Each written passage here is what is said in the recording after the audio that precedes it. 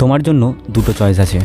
প্রথম চয়েস, এই ভিডিওটা দেখা বন্ধ করে দাও আর আলতু ফালতু ভিডিও দেখা শুরু করো, ওয়েব সিরিজ আর মুভি দেখা শুরু করো, ফেসবুক ইনস্টাগ্রামে বন্ধুবান্ধবের সাথে চিল মাস্তি আড্ডা দেওয়া শুরু করো, ফ্রি ফায়ার আর পাবজি নিয়ে পড়ে থাকো, ঘন্টার পর ঘন্টা মোবাইল আর টিভি নিয়ে পড়ে থাকো, সব কাজকর্ম ফেলে বন্ধুদের সাথে ঘুরতে চলে যাও, আজে বাজে যত সব বাইরের জাঙ্ক ফুড খেয়ে নিজের শরীরের 12টা বাজাও আর ফ্যাটি অথবা স্লিম হয়ে যাও, খারাপ অভ্যাসকে বন্ধু বানিয়ে নাও এবং খারাপ জিনিসে আসক্ত হয়ে নিজের ভবিষ্যৎ এবং নিজের লাইফটাকে পুরো ধ্বংস করে দাও।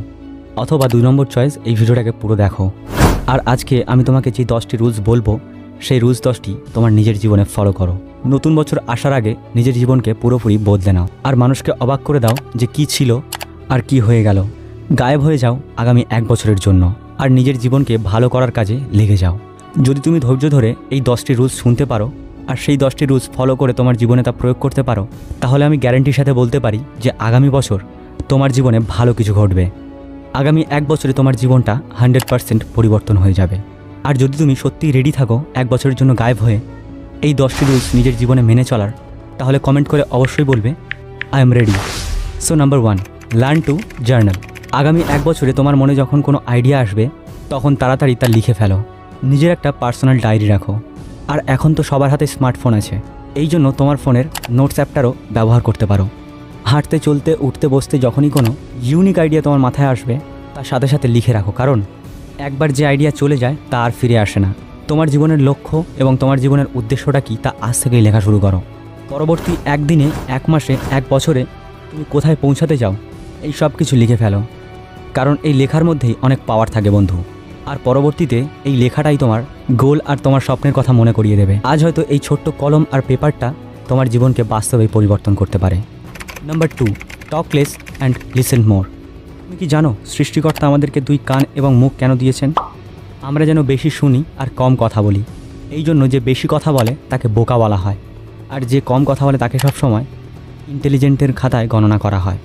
তুমি হয়তো দেখেছো যারা অনেক বড় বড় বিজনেসম্যান, প্রধানমন্ত্রী, রাষ্ট্রপতি অথবা উচ্চ কোনো পদে আছেন, যখনই ওইসব ব্যক্তিত্বের কোনো ইন্টারভিউ নেওয়া হয় তখন ওনারা মনোযোগ দিয়ে সামনের জনের কথা শোনেন যে তিনি আসলে কি বলতে চাইছেন। আর যখন ওনাদের বলার সময় আসে তখন ধীরে ধীরে ওনারা নিজেদের কথাগুলোকে এক্সপ্রেস করেন। এই থেকে বোঝা যায় যে ওনারা কতটা বুদ্ধিমান আর কতটা আউটস্ট্যান্ডিং পারফর্মার। আগামী 1 বছর ওনাদের মতো সবসময় বলো কম, শোনো বেশি।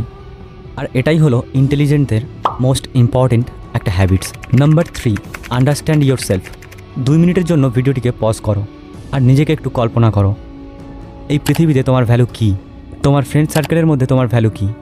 যদি তোমাকে তারা রেসপেক্ট না করে, তোমার এলাকায় তোমার গ্রামে যদি তোমার ভ্যালু না থাকে, তাহলে বন্ধু তুমি এখনও পর্যন্ত কি করছো?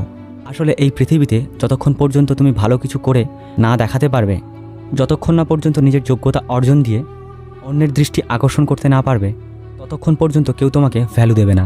আজ ভালো কিছু একটা করে দেখাও, পরে দেখবে যে বন্ধুরা তোমাকে দেখলে অ্যাভয়েড করতো, যে মানুষটা তোমাকে অবহেলা করতো, তুমি তাকে না ডাকলেও সেই তোমাকে দূর থেকে ডেকে বলবে বন্ধু কেমন আছিস, চল একটা চা খাওয়া যাক। এটাই হলো পৃথিবীর বাস্তবতা।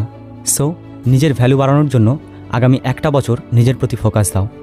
আগামী 1 বছরের জন্য গায়েব হয়ে সবার থেকে আলাদা হয়ে যাও, নিজের লক্ষ্যের পেছনে ছুটতে থাকো আর আজ এখন থেকেই নিজের স্ট্যাটাস নিজেই তৈরি করার কাজে লেগে যাও। Number 4, keep smiling. দেখো, কান্না করলে অথবা টেনশন করতে থাকলে তোমার জীবনের সমস্যার সমাধান হয়ে যাবে না। সমস্যা সবার জীবনে এসে থাকে আর এটাই জীবনের অবিদ্য একটা অংশ। টেনশন, ডিপ্রেশন এসব মানুষের জীবনে থাকবেই, বাট ধরো 1 বছর আগে তুমি যে বিষয়টি নিয়ে খুবই উদ্বিগ্ন ছিলে, হতাশ ছিলে, আজও কি সেই জিনিসটা নিয়ে টেনশন করো, হতাশায় ভোগো? না, হয়তো এখন নতুন কোনো টেনশন নিয়ে পড়ে আছো, নতুন কোনো কিছু নিয়ে ভাবছো। সো মানুষের জীবন আসলেই এমনই, কোনো টেনশনই আসলে চিরস্থায়ী নয়। এই জন্যই সবসময় হাসি খুশি থাকো, পজিটিভ থাকো। হতে পারে তোমার হাসি খুশি থাকাতে কোনো দুঃখী মানুষের খুশি থাকার ইচ্ছা জাগে, এই জন্যই সবসময় হাসি খুশি থাকো আর নিজেকেও ভালো রাখো। Number 5, stay around positive people. এই পয়েন্টটা অত্যন্ত গুরুত্বপূর্ণ একটা পয়েন্ট। জিম রহন একজন বিখ্যাত আমেরিকান লেখক এবং সফল উদ্যোক্তা। তিনি বলেন, you are the average of the 5 people you spend that most time with. অর্থাৎ তোমার জীবন তাদের মতোই হবে যাদের সাথে তুমি বেশি সময় কাটাও। আর এ থেকে বোঝা যায় তোমার জীবন কেমন হবে, তুমি কি চিন্তা করো আর তোমার ভবিষ্যৎ কেমন হতে পারে। তুমি হয়তো একটা জিনিস খেয়াল করেছো যে ব্যবসায়ী তার চলাফেরা সবসময় ব্যবসায়ীদের সাথেই হয়, যিনি একজন ডাক্তার তিনি তার লেভেলের মানুষদের সাথেই চলেন। যে ক্লাসের টপার তার চলাফেরাও থাকে ক্লাসের ভালো স্টুডেন্টদের সাথে। অর্থাৎ জীবনে চলার পথে তোমার ফ্রেন্ড সার্কেলের আচার ব্যবহার এইসব গুরুত্বপূর্ণ ভূমিকা রাখে। তুমি যে সকল মানুষদের সাথে মিশবে ধীরে ধীরে তোমার মাইন্ডসেটটাও তাদের মতোই হয়ে যাবে। আর এটাই প্রকৃতির নিয়ম। সেই জন্য 2 মিনিটের জন্য ভিডিওটি থামিয়ে দাও এবং নিজের জীবনের দিকে দেখো। তুমি কি ওইসব নেগেটিভ মানুষদের সাথে থাকো যারা তোমার জীবনটাকে খারাপের দিকে নিয়ে যাচ্ছে? যদি এর উত্তর হ্যাঁ হয়ে থাকে তাহলে এখনই তোমার ওইসব ফ্রেন্ড সার্কেল ত্যাগ করো, নিজের জীবন নষ্ট হওয়া থেকে বাঁচাও। আর যদি আগামী 1টা বছর এইভাবে চলতে পারো তাহলে তোমার বাকি জীবনটা নিয়ে আর ভাবতে হবে না, কারণ তোমার একটা ভালো অভ্যাস হয়ে যাবে। Number 6, spend money wisely. তুমি হয়তো জানো টাকা কতটা মূল্যবান। অনেক মানুষ টাকা ইনকাম করার জন্য নিজের পুরো জীবন শেষ করে দেয়, এবং কিছু মানুষ এমনও হয় যারা কিছু টাকা যখন হাতে পেয়ে যায় তখন তা ওড়ানোর জন্য ব্যস্ত হয়ে পড়ে। এমনও কিছু মানুষ আছে যাদের মাসিক বেতন মাত্র 10,000 পায় আর খাবার খেতে যায় 5 স্টার হোটেলে। যা ইনকাম করে তার থেকে বেশি শৌখিনতা দেখাতে চায়। তাহলে এইসব মানুষ ধনী হওয়া তো দূরের কথা, বড়লোক হওয়ার ছায়াতেও জায়গা পাবে না, কারণ তাদের চিন্তাভাবনা গরিব। তাই প্রয়োজন ছাড়া টাকা পয়সা খরচ করো না। ফালতু কাজে যে টাকাটা তুমি খরচ করছো ওই টাকাটা সেভিংস করলে 1 বছর পর গিয়ে দেখবে তোমার অনেক টাকা বেঁচে গিয়েছে, আর যা দিয়ে তুমি নতুন কোনো স্টার্ট আপ করতে পারবে। শোনো, ধনী হওয়ার জন্য আর্ন, সেভ অ্যান্ড ইনভেস্ট। যদি এই 3টে জিনিস তুমি শিখে যাও তাহলে তোমাকে কেউ ধনী হওয়া থেকে আটকাতে পারবে না। So spend your money wisely. Number 7, always keep learning. এখন থেকেই নতুন কোনো স্কিল শেখা শুরু করে দাও। যদি তুমি এখন থেকেই নতুন কোনো কাজ শেখার পেছনে লেগে পড়ো তাহলে আগামী 1 বছরে তুমি ওই কাজের উপরে মাস্টারপিস হয়ে যাবে। তোমার অনেক দক্ষতা হয়ে যাবে। এই পৃথিবীতে যত সফল ব্যক্তিরা রয়েছেন তারা কোনো না কোনো সময় কিছু না কিছু একটা স্কিল শিখেইছিলেন। তাই এখন তাদের কাছ থেকেই আমরা এত কিছু শিখতে চাই।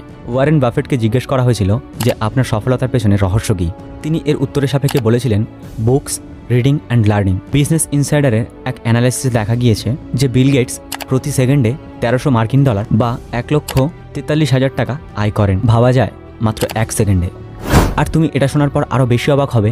তুমি হয়তো ভাবছো তিনি সুখে শান্তিতে বিলাসবহুল বাড়িতে দিন কাটাচ্ছে।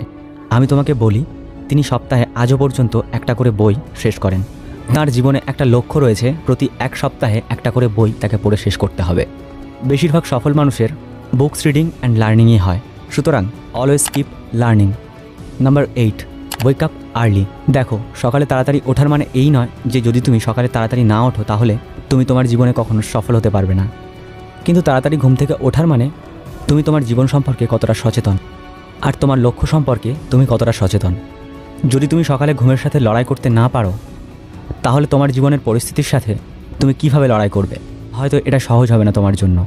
প্রথম একটু কষ্ট হবে, বাট কয়েকদিন গেলে তোমার এটা অভ্যাসে পরিণত হয়ে যাবে। তখন আর কষ্ট হবে না।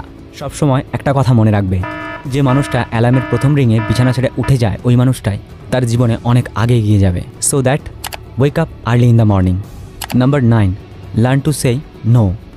না বলা শেখো। দেখো, সব কথা না বলা জরুরি নয়। কেউ বললো চল ঘুরে আসি, আর তখনই তুমি সাথে সাথে রাজি হয়ে গেলে। কেউ বললো আমার এই কাজটি একটু করে দে, তারপর তুমি সাথে সাথেই রাজি হয়ে গেলে। বন্ধু, তোমার স্বপ্নও তো জরুরি, তোমার লক্ষ্যও তো খুব গুরুত্বপূর্ণ, তাই না? তো আগামী 1 বছর অন্যের কথার সাথে হ্যাঁতে হ্যাঁ মেলানো বন্ধ করে দাও। 1 বছরে একটা অভ্যাস তৈরি করো।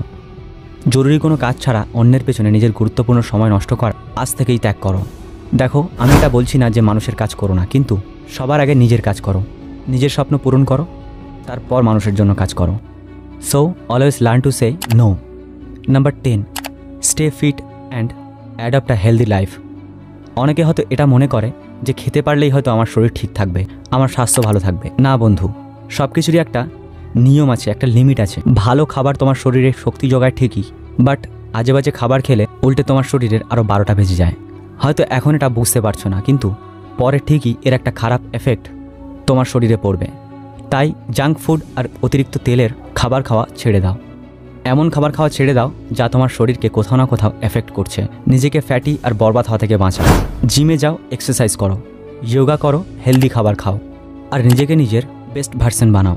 অতএব এই ছিল সিম্পল 10টি রুলস যা সব মানুষের ফলো করা উচিত। আর আগামী 1টা বছর এটা মেনে চলতে পারলে যে একটা ভালো অভ্যাস তোমার মধ্যে তৈরি হবে, তাতে আশা করা যায় তোমার বাকি জীবনটা নিয়ে আর ভাবতে হবে না। পরিবর্তন হবেই, সফলতা আসবেই। তো বন্ধু, যদি তোমার আজকের এই ভিডিওটি ভালো লেগে থাকে তাহলে অবশ্যই তোমার ফ্রেন্ডদের সাথে শেয়ার করতে ভুলো না। Thanks for watching.